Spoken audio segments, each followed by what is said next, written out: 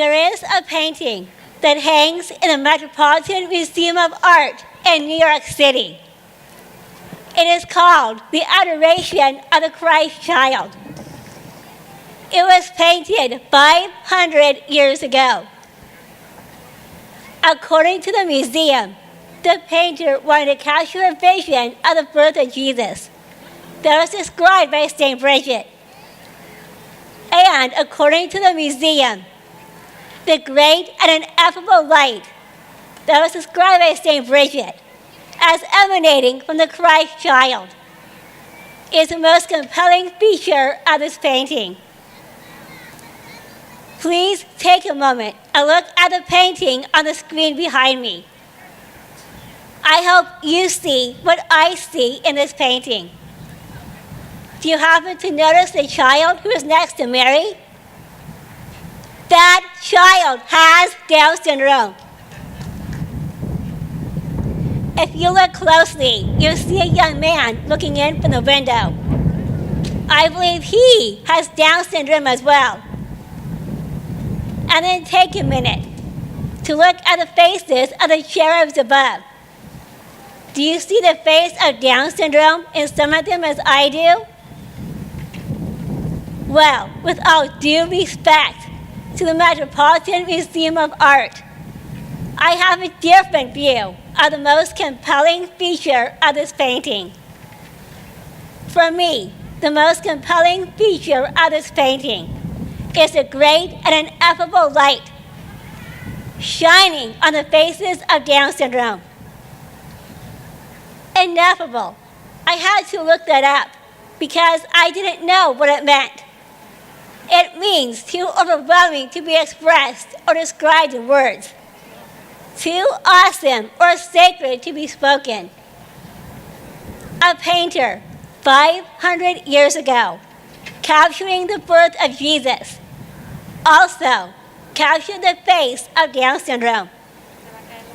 A painter 500 years ago felt it was important to show the great and ineffable light shining on the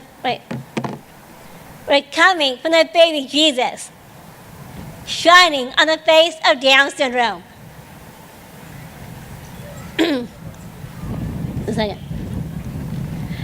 Yes, the baby Jesus, just hours old, shining a light on the face of Down syndrome for the entire world to see. Those of us who look like the young girl, the boy looking in from the window, and the cherubs above, didn't even have a label yet. But a painter in the year 1515 thought it was important to show a light too awesome and sacred for words, coming from the baby Jesus to light our way. And this is where I will start my story. It's okay. I know I am different than you. I look differently. I talk differently. I walk differently. I don't hear as well as most of you do. And I don't see as well either. And sometimes it takes me longer to learn things. Now, another thing that is different about me is that I can swim much longer and much farther than anyone here.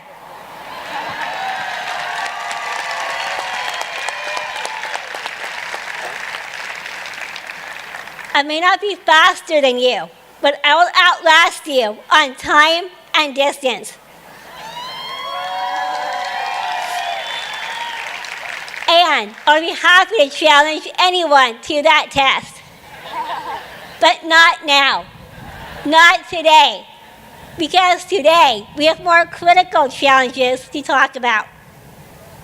I'm here today to make a case for Down syndrome and to help people all over the world understand that those of us with Down syndrome are made for greater.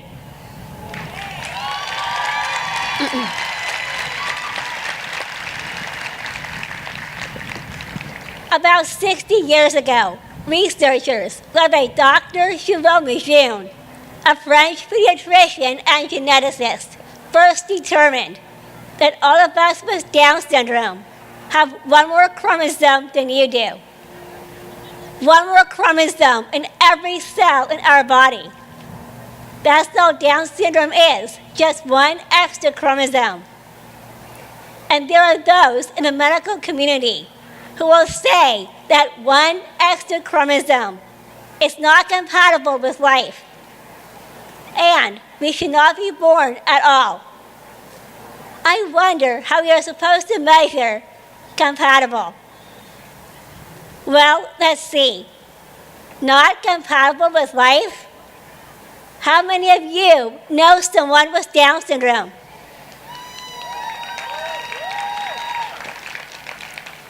Maybe you have a sibling with Down syndrome, a cousin, an aunt, or an uncle. Maybe it's the person who lives across the street, works at your local grocery store, or at the same company you do. Goes to school with your daughter, is on the swim team with your son, sits behind you at Mass on Saturday night. Maybe you remember someone from your high school class. I'm sure that every one of you knows someone with Down syndrome.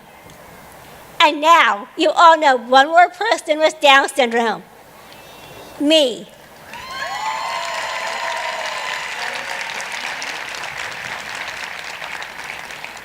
So think about us for just a minute.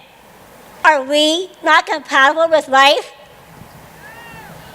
In the last 60 years, because of people just like you and families just like yours, we have changed the course of life for people like me.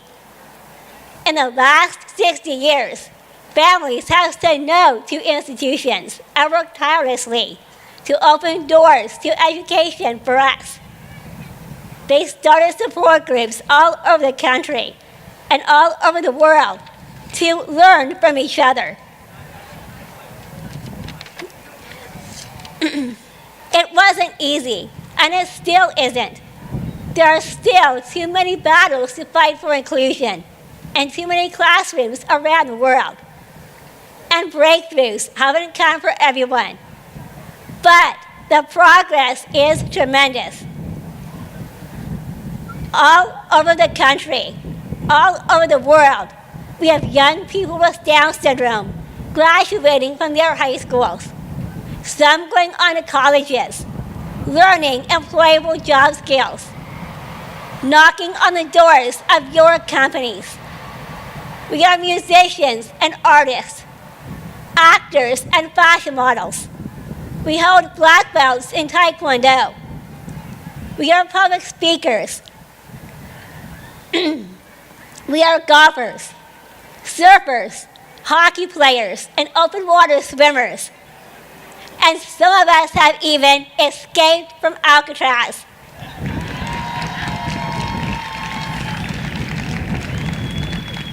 "16 times. You know, it is people just like you, people who know in their hearts that we are all made for greater. They're making this happen for people like me. However, just as we are making so much progress, something else is happening too. A whole industry has grown up, and the race is on to find newer, faster ways to test for Down syndrome before birth and to screen us out. Yes, screen us out. Efforts are underway to create a world without Down syndrome through abortion. And it is wrong. It is very, very wrong. Down syndrome is being targeted because it is one of the easiest tests to do. All you have to do is count chromosomes. Without timely and accurate information about all our progress, if the test shows an extra chromosome, in many countries around the world, pregnancies are being terminated. Babies are being aborted. Except for those who say, I know a different Down syndrome. Or wait a minute, let me learn more about this.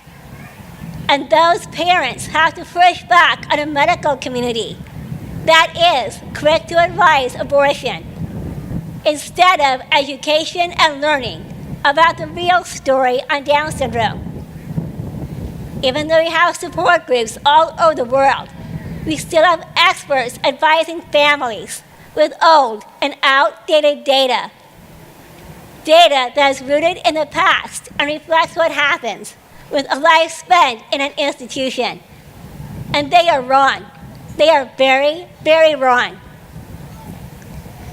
It is a wave of humanity that lifted us out of institutions, brought us home, got us into schools, included us in the community of life. And now there's a tremendous push for medical research all around the world, led by phenomenal grassroots, family-driven organizations like the Global Down Syndrome Foundation, the Linda Cernick Institute, the Jerome Lejeune Foundation, the Lumine Foundation, and many others, to find ways to fight the bad effects of that extra chromosome. These organizations don't want to screen us out. They want to fix what is hurting us. And they are working night and day to outrun the prenatal testing industry. We need to give them all the help we can because they are racing for our lives. Now this brings me back to the beautiful painting, the adoration of the Christ child, and the message I believe it holds for all of us around the world. It is my prayer that this great and ineffable light, a light too awesome and sacred for words, that shines on the faces of Down syndrome in this painting, will also shine in the hearts and minds of all of you as you stand up with us and for us to show the world that Down syndrome is compatible with life. Down syndrome is made for greater.